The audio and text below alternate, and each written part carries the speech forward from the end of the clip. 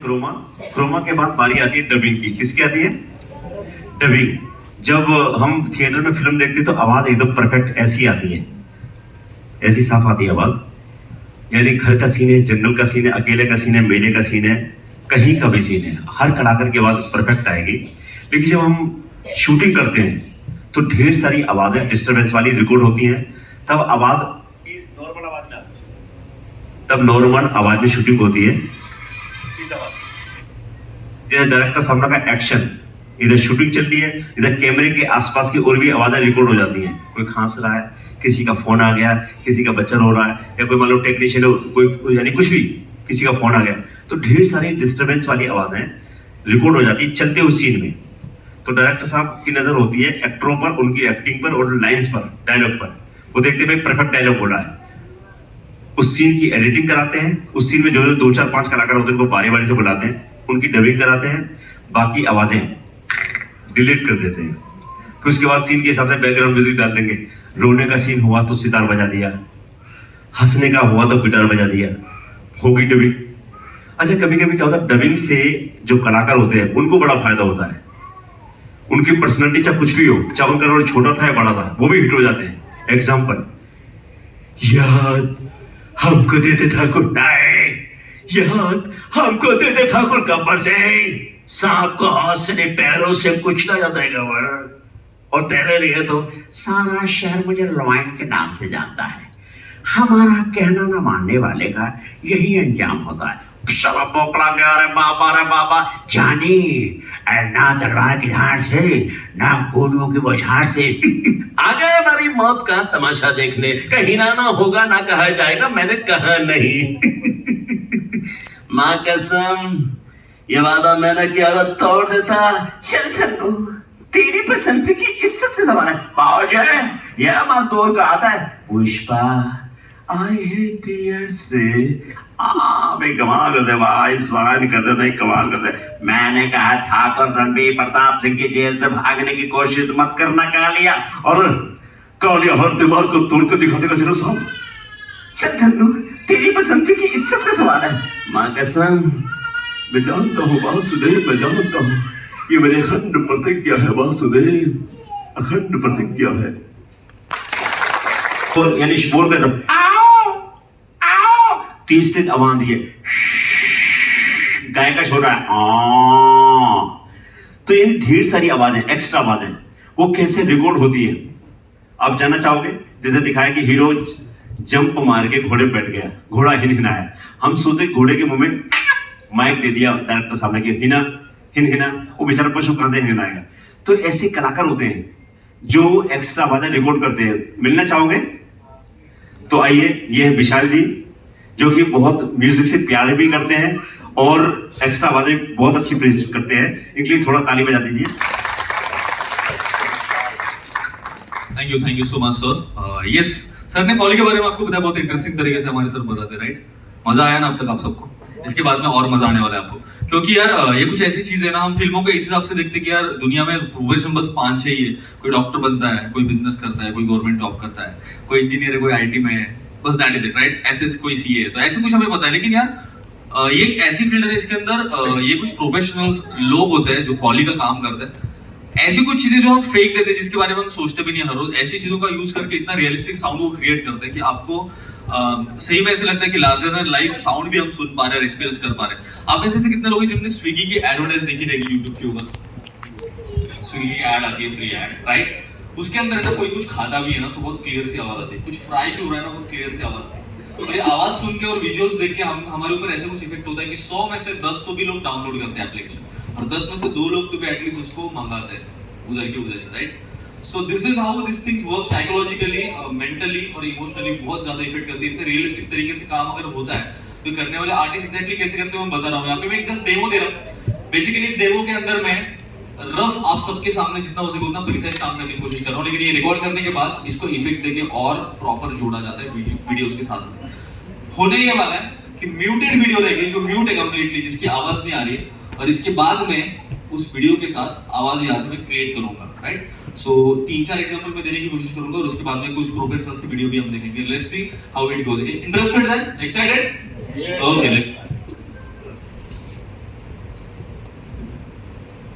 Okay तो बहुत सी बार हम देखते हैं कि यार जब रॉकेट लॉन्च का कोई भी अगर इवेंट चल रहा है कहीं पे भी, अगर रॉकेट लॉन्च हो रहा है तो वहाँ पे हम जाके एक्चुअल में बहुत करीब जाके हम सुन नहीं सकते, उसका एक्सपीरियंस करने के लिए हमें विजुअल्स लगते हैं और साउंड लगता है, राइट? तो पहले ये पॉसिबल नहीं था, अभी है ये पॉसिबल, लेकिन साउंड रिकॉर्ड करना एकदम crisp and clear physical level पे जाके ये पॉसिबल नहीं है, क्योंकि बहुत सेफ्टी का फिर वहाँ पे सवाल आ जाता है, right? So how we can create it, so there is a solution. एक जुगाड़ वहाँ पे फिर फॉली आर्टिस्ट ने निकाला कि यस ऐसे भी कुछ करके हम क्रिएट कर सकते हैं जहाँ पे लगे सबको कि ये साउंड रॉकेट की है, राइट? सो लेट्स सी ये लॉन्च हम कैसे कर सकते हैं। वीडियो म्यूट है and I am creating this sound right here right now. Yes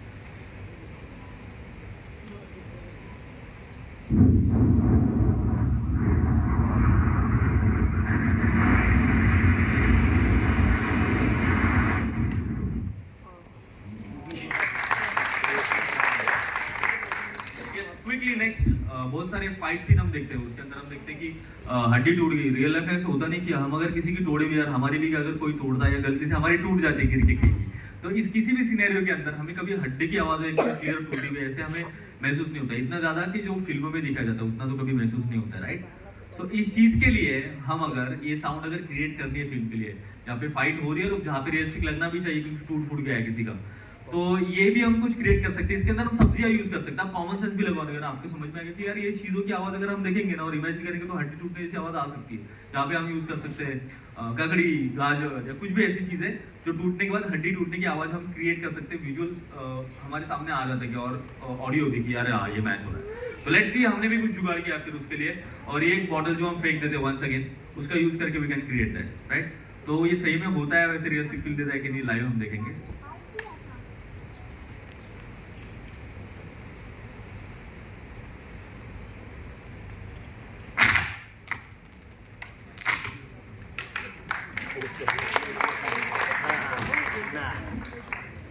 okay इसके बाद में बहुत सी बार हम देखते हैं कि यार ठंडी के मौसम में हम आग जलाते हैं, वहाँ पे सेकते रहते हैं, और ये सीन खास करके फिल्मों के अंदर रोमांटिक तरीके से भी दिखाया जाता है। अगर हमारे सोल्जर्स है कहीं पे ग्लेशियर्स पे अगर वो हमें प्रोटेक्ट कर रहे हैं तो वहाँ पे भी ये सेम चीज़ होती है।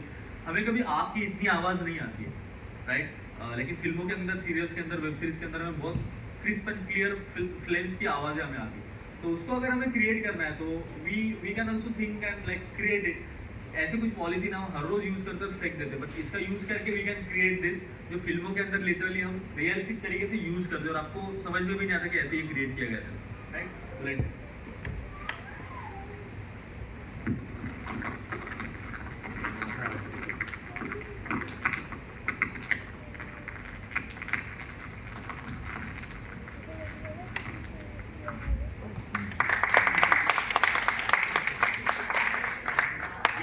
Next to this horse riding अगर करते हैं तो माइक लेके पीछे तो नहीं भाग पाएंगे हम कि यार चलो रिकॉर्ड करते हैं, तो फिर माइक भी टूट जाएगा और मूवी टूट जाएगा, दोनों भी चीज़ें पॉसिबल है।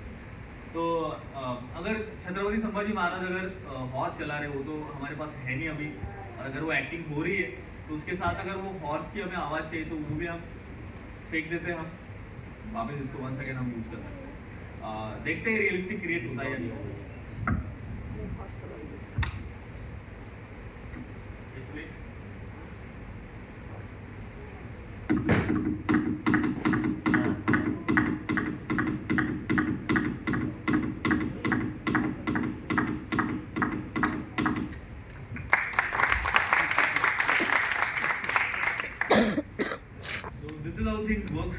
यस जुगाड़ होते हैं, लेकिन प्रोफेशनल लेवल पे कुछ ऐसे इक्विपमेंट भी हम बनाते हैं जिनको मल्टीपर्पज यूज करके हम वॉर के अंदर की स्वॉर्ड की हम आवाज़ निकाल सकते हैं और सब कुछ कर सकते हैं। ये चीज़ें रियल लाइफ में हम ऑब्जर्व नहीं करते इतनी, लेकिन फिल्मों के अंदर बहुत सारी चीज़ें हमें इतने अच्छे से सुनाई देती कि हमारा ध्यान भी नहीं जाता, क्योंकि इतने रियलिस्टिक हम बना के छोड़ देते उसके अंदर कि आपको एक लार्जर देन लाइफ एक्सपीरियंस मिल पाए वहाँ पे, राइट?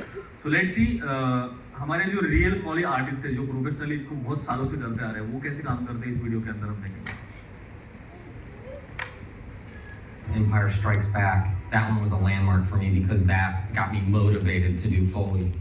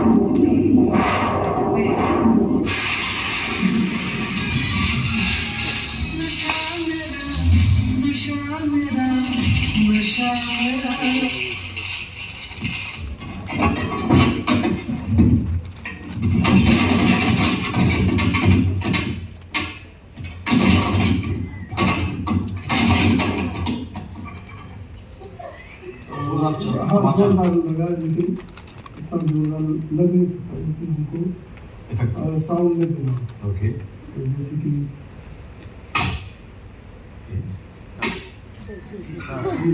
ये है छाते का साउंड।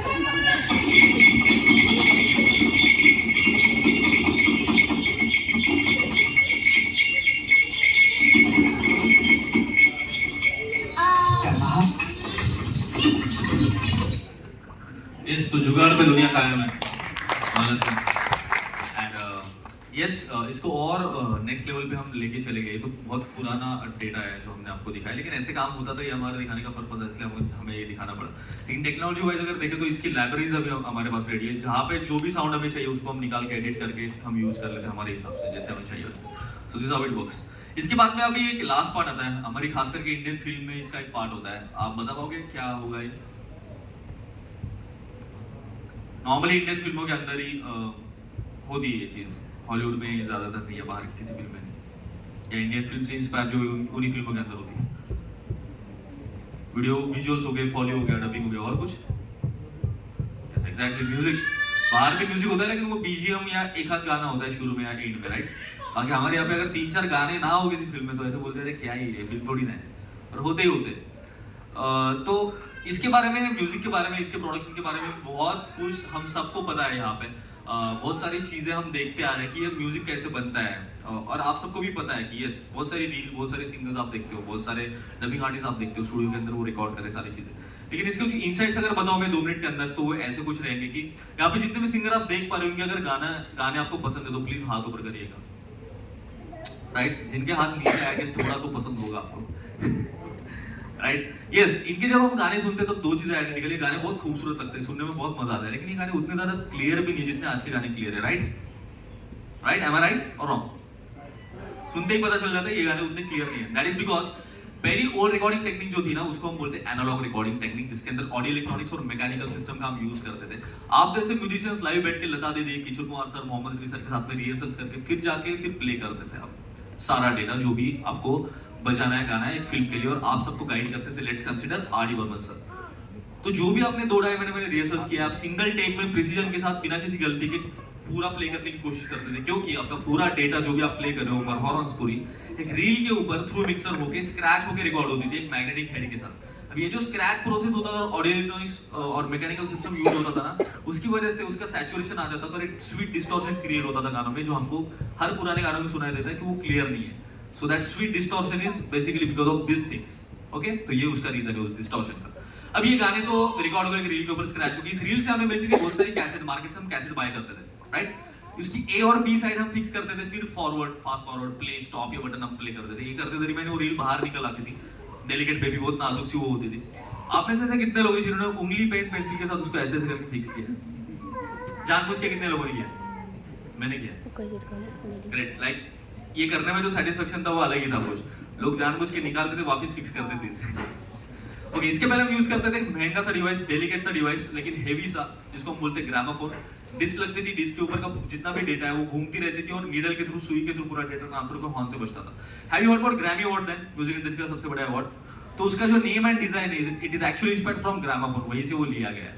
ओके, धीरे धीरे टेक्नोलॉजी बढ़ती रही 2000 तक ऐसी, और 2000 में हुआ एक हीरो आया इंडिया में जिसका नाम है ऋतिक रोशन, सबको पता होगा। साथ में सॉफ्टवेयर भी आ गए थे बेसिक लेवल पे, और आज इतने डेवलप हुए बिना सिंगर के भी गाना बन पाता है। दैट इज पॉसिबल इजीली, बिना सिंगर के भी। या तो 100 अगर फिल्में बनती है तो उसके अंदर की 2-3% ही वर्क ऐसे होता है कि जो रियल पुराने जमाने जैसा प्रॉपर अप्रोच के साथ सबको ला के रिहर्सल्स करा के हम रिकॉर्ड करते नहीं, तो बाकी सारे आवाजें, सारे साउंड, सारे standard sound, background score, web series के लिए, सीरियल्स के लिए, मूवीज के लिए, रेडियो के लिए, न्यूज चैनल्स के लिए हम डिजिटली प्रोग्राम करने की कोशिश करते हैं। मैं सिंपल लैंग्वेज में अगर बताऊं तो बहुत कम पार्ट होता है किसी भी सॉन्ग के अंदर का, 10% हम रियल रिकॉर्ड करते हैं, प्लेबैक सिंगर, बैकिंग वोकल्स और कुछ इंस्ट्रूमेंट्स, बाकी सारी चीजें हम प्रोग्राम करते हैं। ओके, इससे होता ही है कि हमारा पैसा बचता है, टाइम बचता है और क्वालिटी म्यूजिक भी बन जाता है। फिर आप बाहुबली देखते हो, आपको गूज़बम्स भी आते हैं इस म्यूजिक के साथ में। हालांकि वहां पे कुछ ऐसे रियल प्ले ही नहीं किया गया है, वहां पे 1-2 इंस्ट्रूमेंट रियल, एक आध वायलिन अगर बीजीएम में देना है तो, और कुछ वोकल्स, बाकी सारी चीजें हेवी म्यूजिक हमने क्रिएट किया कंप्यूटर पे, लेकिन आपको रियलिस्टिक लगता है। So this is how industry works in music field nowadays. आज का डिस्ट्रीब्यूशन होता है डिजिटली। अब तक था सीडी, डीवीडी, कैसेट। आप अगर लैपटॉप भी लेने जाओ ना, उसके अंदर सीडी ड्राइवर नहीं है भाई, या बाहर जाके सेपरेट तो कोई बाय नहीं करता है। बहुत कम लोग सीडीज यूज करते होंगे या कैसेट्स आज। 99% लोग जाके डिजिटली सर्च करते और गाने सुनते हो। तो हमारा बिजनेस एंटरप्रेन्योरशिप और जितने भी सिंगर्स फिर या म्यूजिक कंपनीज सॉन्ग हिट होने के बाद वर्ल्ड वाइड जो हम परफॉर्म करते हैं ऐसे ही ये रन होता है, राइट? डिजिटली सब कुछ रन हो रहा है, रॉयल्टी भी डिजिटली आ रही है। रॉयल्टी सबने सुनी है। तो रॉयल्टी बेसिकली ये होता है कि म्यूजिक फील्ड के अंदर या किसी भी आर्टिस्ट का जो भी काम उनने किया है, उनके जाने के बाद भी लिटरली वो काम अगर इस वर्ल्ड में देखा जा रहा है, उसको सुना जा रहा है, तो उसकी एक फाइन अमाउंट होती है जो उनकी फैमिली को या जो भी उनके आगे आने वाली पीढ़ी है उनको मिलती रहेगी कंटिन्यूसली। अब एक स्वीट सी फाइट है यार, आप बहुत सी बार बोलते हो पुराना गाना क्लियर नहीं हमें पता है, लेकिन फिर भी पुराने गाने के साथ जो मजा आता है ना, जो कनेक्शन हमें फील होता है ना, वो नए गानों के साथ फील ही नहीं होता है यार, पता नहीं क्यों। तो इसका रीजन भी आपको पता है, मैं पूछना चाहता हूँ कि सब बता सकते हो कि इसका रीजन क्या होगा, पुराने गाने क्यों आपको पसंद आते हैं? आपको पता है इसलिए पूछ रहा हूँ मैं। Meaningful lyrics. बिल्कुल, झंडू बाम कोका कोला नहीं था तब, अच्छे से लिखा जाता था शिद्दत के साथ, दिलो दिमाग